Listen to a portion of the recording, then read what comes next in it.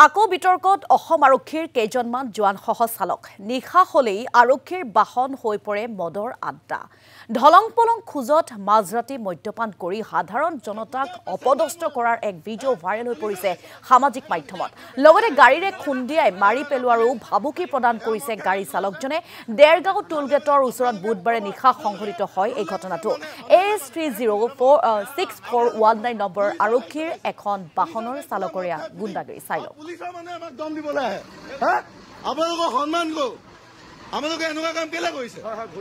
ভুল কৰিছে মানে আপোনালোকে আমাৰ গাড়ী ৰ'ব কেমেৰা হাত নিদিব ৰ'ব কেমেৰা হাত নিদিব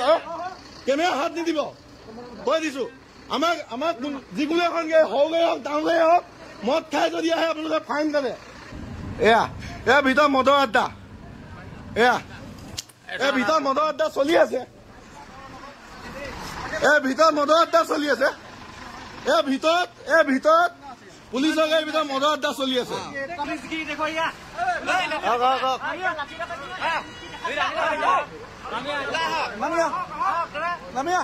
নামিয়ক এই লাঠি দেখাই দিলে মোক মাৰিব গৈছে কি গাল দিয়ক এখন গাড়ীত কিমান মানুহ আছে খবৰছে নাই তোমাৰ হা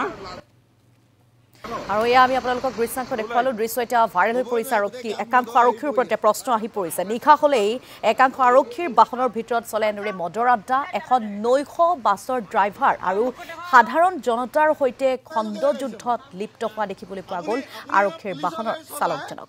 এইবোৰ অভদ্ৰামী কৰিছে গোটেই পেচেঞ্জাৰ মোৰ